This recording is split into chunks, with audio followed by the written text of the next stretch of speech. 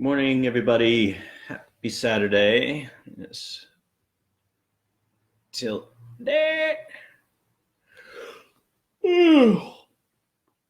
Oh, as always, we'll start with a little update. I'm moving a little bit slow this morning, but just to give you a sense of how things are going, I just had a private dance party to Nickelback, so so things are going great.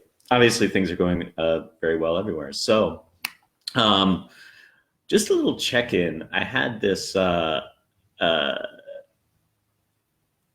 know, thing yesterday where there was a story that was going around about, I don't know if you guys saw this, dolphins reappearing in the canals of Venice. And the story started circulating like 2 days ago. I wrote about this on my Facebook.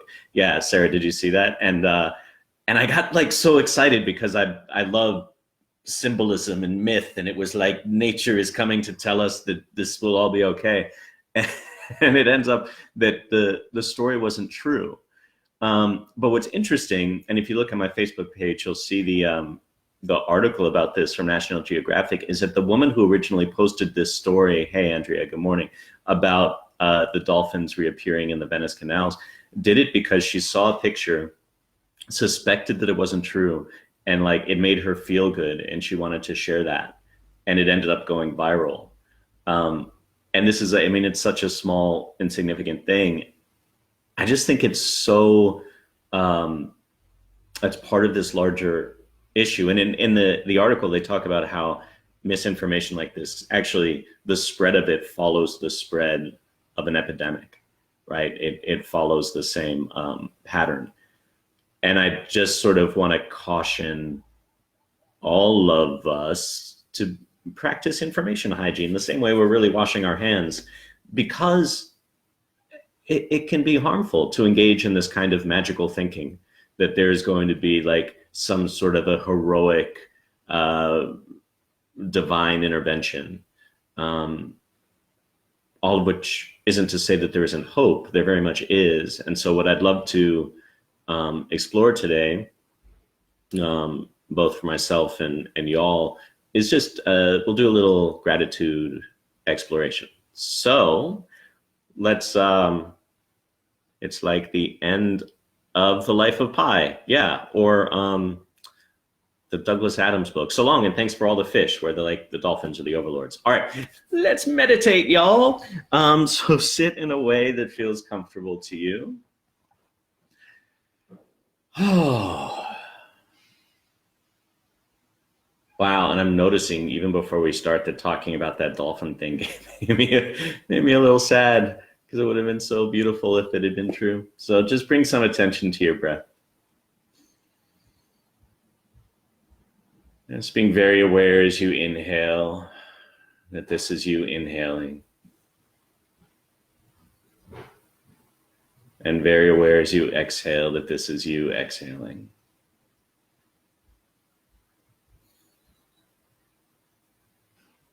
And just allow yourself to really enjoy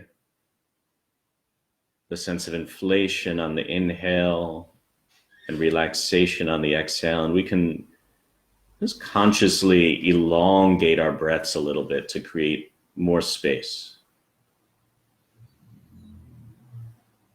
Imagining that the breath is just creating more space between the cells in your body.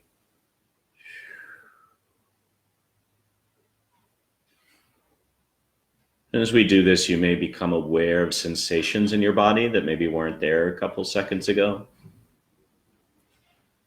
And so let's take a nice deep breath in together. Release it with a sigh. And with that sigh, we'll invite ourselves a little bit more into our bodies, settling in, allowing gravity to work a little bit more. Just allowing your weight to fall onto the earth. It can be such a relief to be supported in these times. And so we can use this sense of surrendering our weight as a reminder that there's always support available. And let's take a nice deep breath into that. Deep breath in. Release it with a sigh. With that sigh, starting to do our light scan of the body, starting right above the crown of the head and working our way down through the forehead, your eyeballs, and as always, just noticing places that feel very open, very alive in this moment.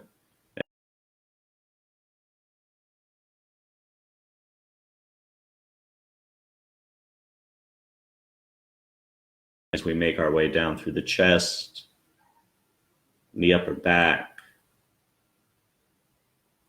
the belly, hips, hamstrings, thighs, calves, all the way down to the bottom of your feet.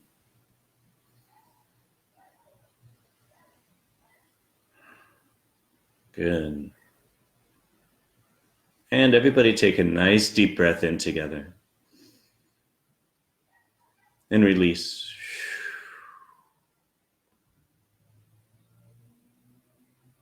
Good. And as we release with our imaginations, we can just create a little campfire. So imagine that instead of being geographically distant, we're all in the same place on a beautiful starry night. And we're all sitting or standing around a really friendly campfire. And if you hold your hands out, palms facing outwards, you may even be able to feel a little bit of the warmth or energy of that campfire.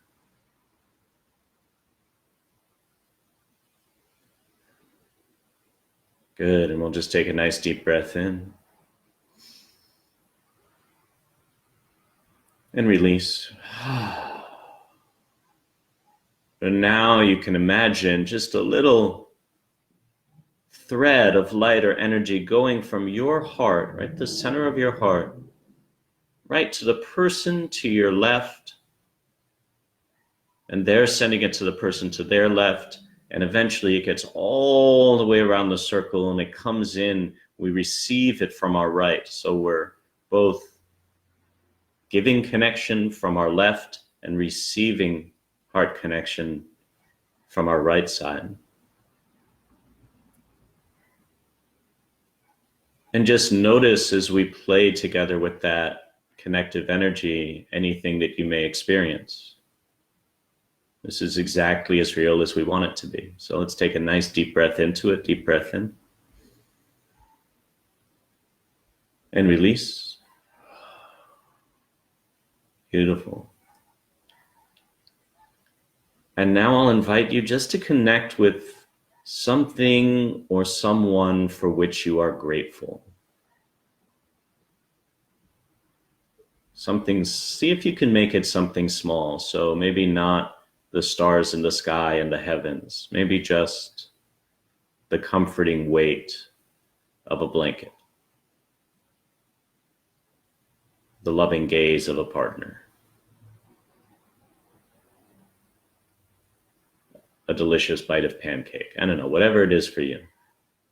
Just allow yourself to connect with 1, 2, or maybe 3 things or people for which you are grateful. And you can even whisper those things out loud to yourself. And just notice how your body, how your heart may respond as we tune in to this gratitude. And just allow yourself to experience it.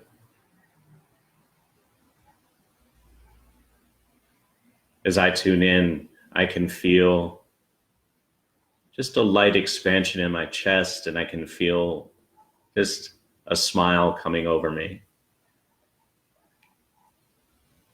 Gratitude can be a really powerful connective force. And now, since we are around this campfire together, what we're going to do is just open your eyes and imagine, or you can keep your eyes closed. I'm going to open mine and just imagine that you can see other people around this campfire. and we can share this gratitude together. So we're going to take a deep breath in a moment, and as you do, just imagine sharing the gratitude with the circle. So we're going to add to the fire that's there, and notice that the fire will get more energized as we share gratitude with it. So here we go. Nice deep breath in. Really picking up all of that gratitude and sharing it gently with the fire. Beautiful. And now, staying connected with these small gratitudes, see if you can follow the chain that brought it to you. So for example, if I'm grateful for the first delicious bite of pancake in the morning, I can connect that with the fork that I'm using, the pan, the butter that I used. That butter came from a farm. So now I'm grateful for the farm, the farmer, the cows. I'm grateful for the grass that the cows ate. My cows are on a very humane farm. And I'm grateful for that whole lineage of cows. So even the smallest kernel of gratitude can lead us on a path to being really grateful for really the whole container of existence. Right? So practicing gratitude for small things is a really beautiful way to also appreciate the entire container, the entire universe. So let's breathe into that. Deep breath in. And release. And now we're going to change the lens a little bit and imagine that somebody in this circle, somebody in your world right now is so, so grateful for you. And see what it is to receive that gratitude. Because you are part of somebody's gratitude. I guarantee you. If you're watching this, you're part of mine. So what does it feel like to receive gratitude simply for being exactly who you are? And this can be hard for some of us, a lot of us. But stay with it just for now. See what it feels like to allow yourself to be the object of gratitude. Notice how your body responds. Like I'm feeling emotions flow as I feel into the energy of that. You can put your hand on your heart.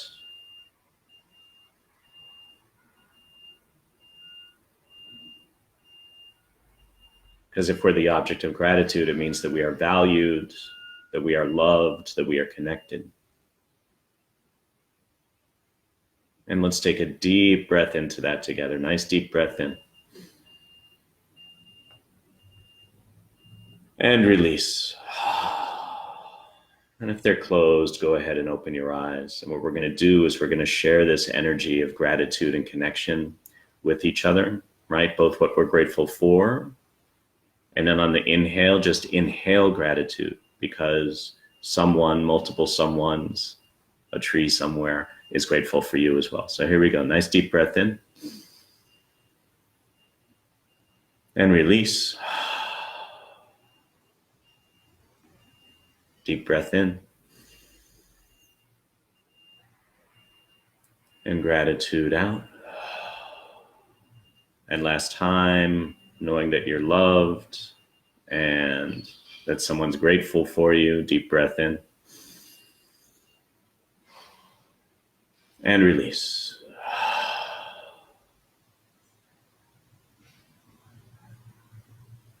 Yeah. Didn't know that was going to happen. Thank you for playing that game. Feel that one in my body. So Again, if you joined late, I post these. They'll be in my Facebook feed, and I post them over at storyandspirit.org/meditations. So you can go back, you can watch this one. I think there'll be 6 now. I'm going to have to organize them a little bit because we're going to be here for a while. And as always, I'll end with a card pull.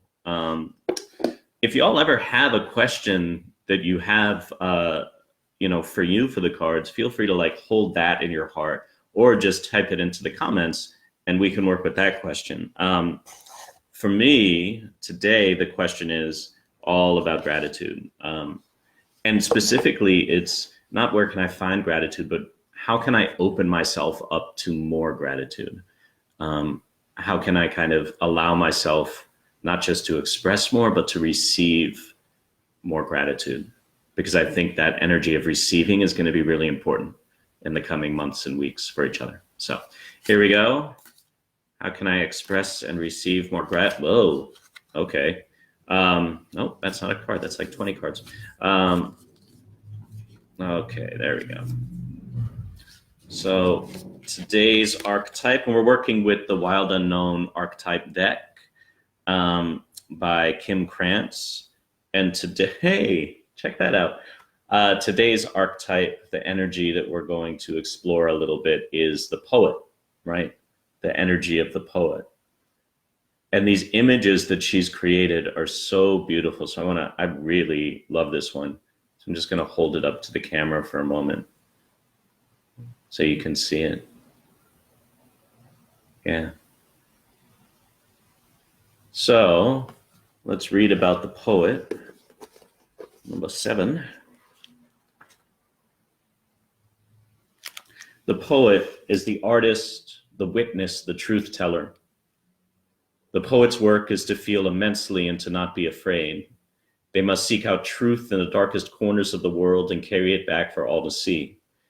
This unique capacity resides within us all, regardless of our relationship to creativity.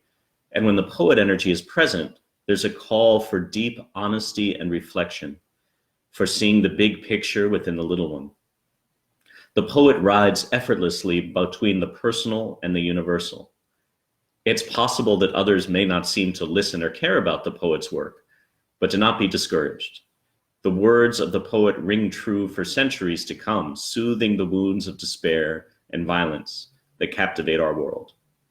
The poet's work is never finished. Find your voice and trust that the wind will carry it. When light, clairvoyant, wise, and timeless. When dark, harmful words, sharp tongue, and thwarted creativity. It's likely there's a poem or poet that was meaningful to you at a young age. Revisit and reread it now to be open to its message. Really, Barb? Did you know that it's actually National Poetry Day, apparently. That's amazing. Oh, archetype cards, you're so magical. So there's a lot that I love in this. I want to share 2 poets that I love with you, and they're ecstatic poets. So their poetry really does encompass this idea of universality. One is Hafez, Hafiz. He's a Persian poet who was kind of translated or adapted. Shel Silverstein is a beautiful one. The Gift is the book by Hafez that can be really powerful. The other one is a new poet who, he's not new, but I was introduced to him recently, named Mark Nepo, Nepo. And he has 2 books that I really recommend. One is called Drinking from the River of Light, and the other is called The Book of Awakening. And the Book of Awakening has really beautiful daily reflections to play with. Andrea, what's the Shel Silverstein book? The something sidewalk? The cracks in the sidewalk? Anyway, Shel Silverstein is also a really amazing one. Layering in the idea of gratitude into poetry. I actually love that that Kim Krantz said literally what we were playing with in our gratitude meditation. The poet rides effortlessly between the personal and the universal. And that may be something that I really sit with today. This idea, The Light in the Attic. Thank you, Andrea. This is Shel Silverstein book. So something that I really sit with today will be this idea that we can connect with something really small and be grateful for these small things, knowing that no matter how small it is, it's connected to the universal. And in the same way, if someone's grateful for something that we do, you know, sharing, like Becca just shared, that, thank you. The name of the Shel Silverstein book is Where the Sidewalk Ends, right? So if we, and I'm very grateful for that. So I'm grateful for this really small thing for Becca, but it expands outwards. And we have no idea of knowing how far that ripple effect extends. So just know that just as you are grateful for small things, others are grateful for you. And that can be a really powerful thing to play with today. So I'm very grateful for you, as always. Thank you so much for joining. And I'm taking tomorrow off, mostly because it's Sunday and I want to sleep in, but I'll be back here Monday morning at 7:30 a.m. And as always, if you need support, please do not hesitate to reach out. I'm here all week. All right. Thanks, everyone. Have a beautiful day.